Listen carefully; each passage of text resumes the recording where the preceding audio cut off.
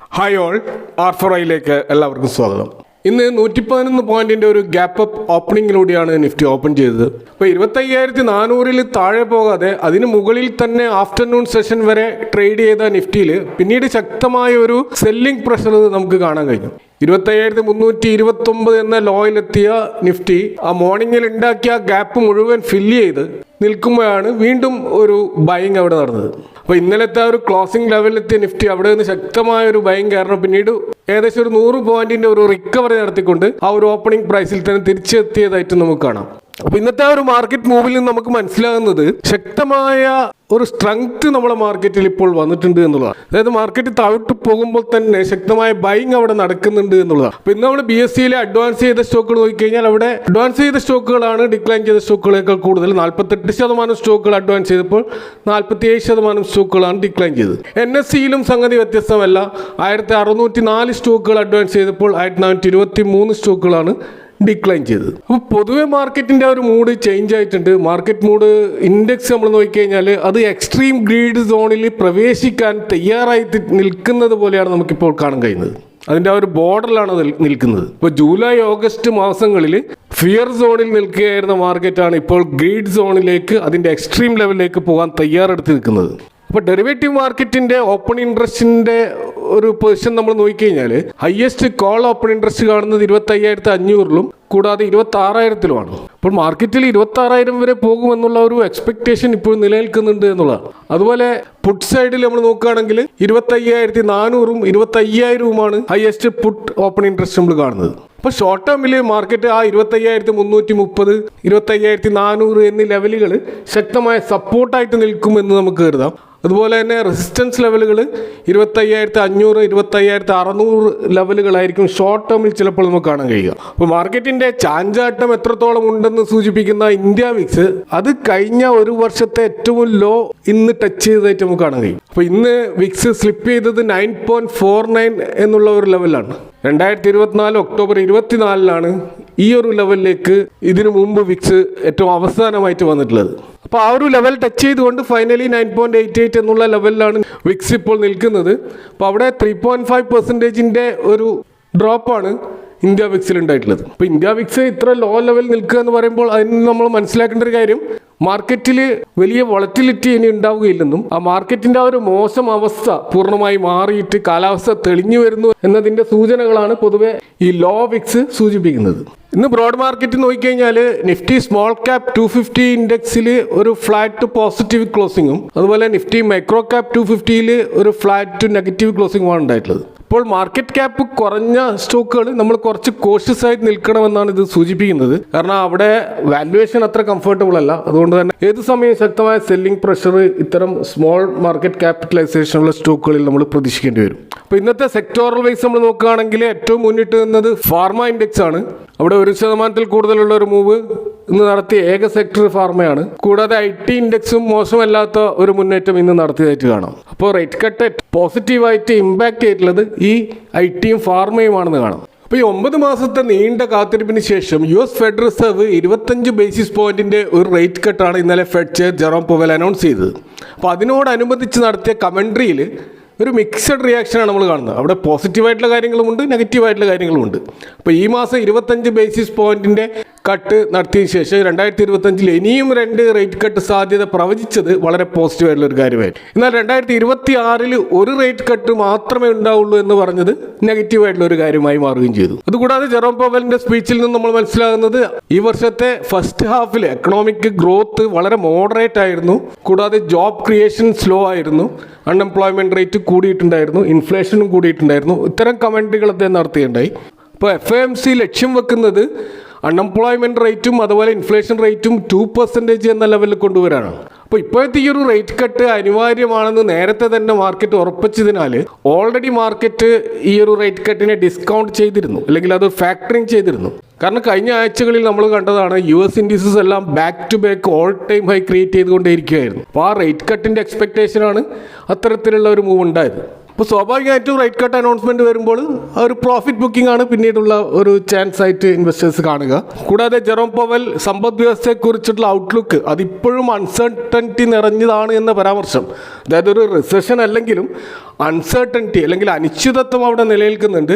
ആ ഒരു പ്രസ്താവന മാർക്കറ്റിനെ കൂടുതൽ നെഗറ്റീവ് സെൻറ്റിമെൻറ്റിലേക്ക് കൊണ്ടുപോയി എന്ന് വേണം കരുതാൻ. കാരണം US-ന്റെ മേജർ ഇൻഡെക്സുകളായ നാസ്ഡാക്കും S&P 500-ഉം നെഗറ്റീവിലാണ് ഈ റേറ്റ് കട്ടിൻ്റെ ഈ ഒരു ഡേയിൽ ക്ലോസ് ചെയ്തത്. അതേസമയം ഡൗ ജോൺസ് പോസിറ്റീവിൽ ക്ലോസ് ചെയ്തു. അപ്പോൾ അവിടെ ഡൗ ജോൺസ് പോസിറ്റീവായുള്ള കാരണം ഡൗ ജോൺസ് ഈ നാസ്ഡാക്കും S&P 500 പോലെ അത്ര ശക്തമായിട്ട് റാലി നടക്കാത്ത ഒരു ഇൻഡെക്സ് ആയിരുന്നു. കാരണം ഇയർ ടു ഡേ നമ്മൾ നോക്കുകയാണെങ്കിൽ നാസ്ഡാക്ക് 15% മുന്നോട്ട് പോയിരുന്നു, S&P 500 12% മുന്നോട്ട് പോയിരുന്നു, ഡൗ ജോൺസ് കമ്പാരിറ്റീവ്ലി 8% മാത്രമാണ് പോയിട്ടുള്ളത്. അപ്പോൾ അതുകൊണ്ടാണ് അവിടെ ഡൗ ജോൺസിൽ വലിയ സെല്ലിംഗ് ഉണ്ടായിട്ടില്ല, പക്ഷേ മറ്റ് രണ്ട് ഇൻഡെക്സിലും നല്ലൊരു പ്രോഫിറ്റ് ബുക്കിംഗ് നടന്നിട്ടുണ്ടാവും.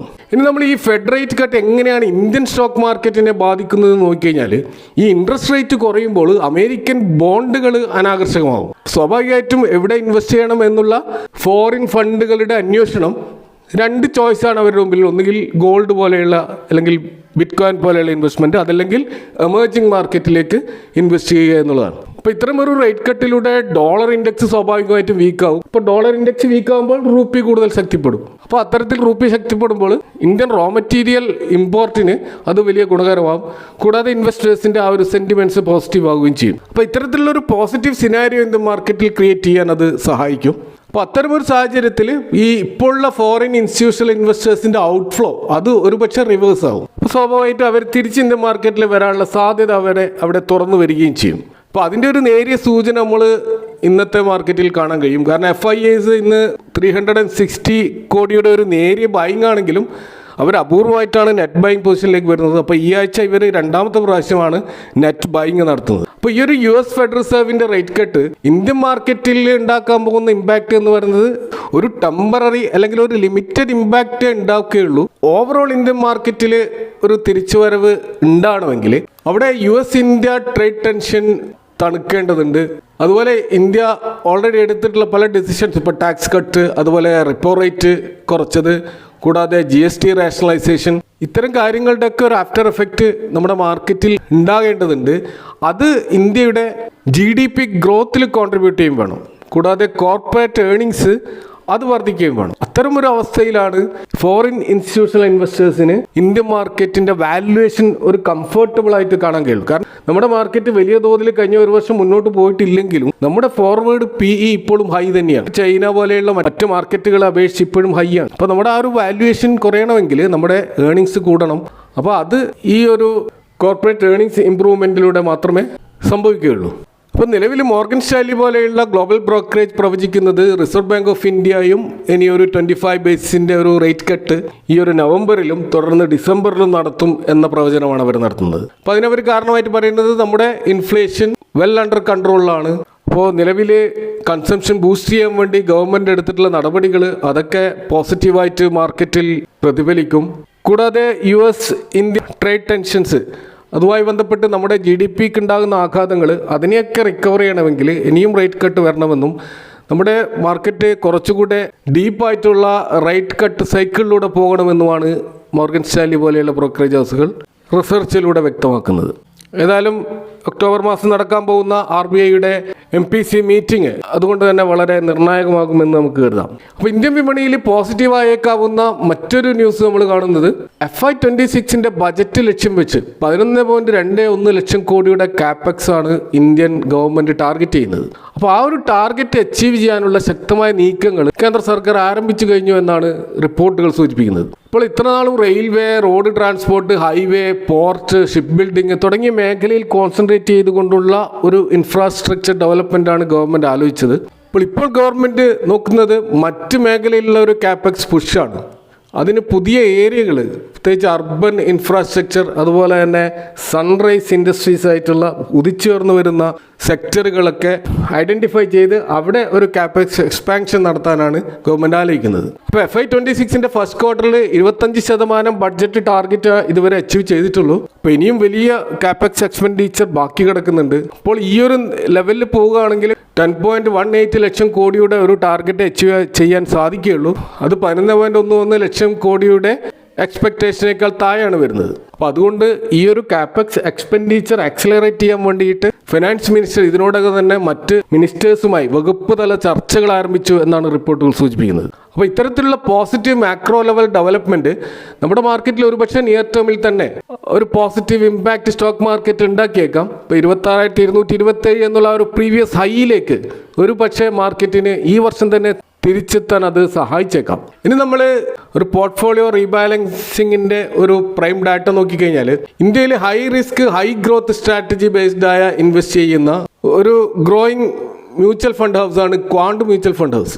അപ്പോൾ അവർ ബുൾ മാർക്കറ്റിൽ നല്ല റിട്ടേൺ നൽകാറുണ്ട്. എന്നാൽ സൈഡ് വേസ് കൺസോളിഡേഷൻ മാർക്കറ്റിൽ അവരുടെ ഗ്രോത്ത് സ്ലോ ആവുകയും നെഗറ്റീവ് റിട്ടേണുകൾ നൽകുകയും ചെയ്യാറുണ്ട്. നല്ല രീതിയിൽ ഡൗൺവേർഡ് പ്രൊട്ടക്ഷൻ ഇല്ലാതെ ഫോൾ ആവുകയും ചെയ്യാറുണ്ട്. അപ്പോൾ അതുകൊണ്ട് തന്നെ നമുക്ക് കാണാൻ കഴിയും ക്വാണ്ട് മ്യൂച്വൽ ഫണ്ടിൻ്റെ ഓഗസ്റ്റ് മാസത്തെ അസറ്റ് അണ്ടർ മാനേജ്മെൻറ്റ് അത് 3,282 കോടി ഡിക്ലൈൻ ആയിട്ടാണ് കാണുന്നത്. 96,354 ജൂലൈയിൽ ഉണ്ടായിരുന്ന AUM ആണ് ഇപ്പോൾ 93,702 കോടിയായിട്ട് താഴ്ന്നിട്ടുള്ളത്. അപ്പോൾ ഈ ക്വാണ്ട് ഫണ്ട് ഹൗസ് അതുകൊണ്ട് തന്നെ അവരുടെ പോർട്ട്ഫോളിയോയിൽ നടത്തിയ ചില റീബാലൻസിങ് വളരെ ഇമ്പോർട്ടൻ്റ് ആയിട്ട് മനസ്സിലാക്കാൻ കഴിയുന്നു. അപ്പോൾ അത് നോക്കുകയാണെങ്കിൽ അവർ സ്റ്റേക്ക് ഇൻക്രീസ് ചെയ്ത സ്റ്റോക്കുകൾ നോക്കുകയാണെങ്കിൽ ഏകദേശം 18ഓളം സ്റ്റോക്കുകളിൽ അവരുടെ ഹോൾഡിംഗ് വർദ്ധിപ്പിച്ചിട്ടുണ്ട്. അതിൽ Infosys, Gland Pharma, Anthem Biosciences, Reliance Industries, HDFC bank, REC, Adani port, GMR airport, Ethos, Afcons infrastructure, LIC housing finance, JSW steel, Bharti Airtel പോലെയുള്ള സ്റ്റോക്കുകൾ കാണാം.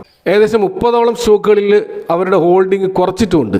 അതിൽ പ്രധാനപ്പെട്ട സ്റ്റോക്കുകൾ നോക്കുകയാണെങ്കിൽ Jio financial services, ONGC, Jana small finance bank, Anupam Rasayan, Indus towers, PFC, Adani power, HPCL, Lakshmi dental, Tanla platform, Digitide solutions, Tata communications, Ajanta pharma പോലെയുള്ള സ്റ്റോക്കുകൾ കാണാം. ഇനി അവരുടെ പോർട്ട്ഫോളിയോയിൽ പുതുതായിട്ട് ആഡ് ചെയ്ത സ്റ്റോക്കുകൾ നോക്കുകയാണെങ്കിൽ 16ഓളം പുതിയ സ്റ്റോക്കുകൾ അവർ ആഡ് ചെയ്തിരുന്നു. TCS, HUL, Nestle India, Wipro, Eicher Motors, eternal, Tata steel, ICICI bank, Paytm, Suzlon energy, NMDC പോലെയുള്ള സ്റ്റോക്കുകളാണ് നമുക്ക് കാണാൻ കഴിയുക. ഇനി അവരുടെ പോർട്ട്ഫോളിയോയിൽ നിന്ന് കംപ്ലീറ്റ് ആയിട്ട് എക്സിറ്റ് ചെയ്ത 14ഓളം സ്റ്റോക്കുകളുണ്ട്.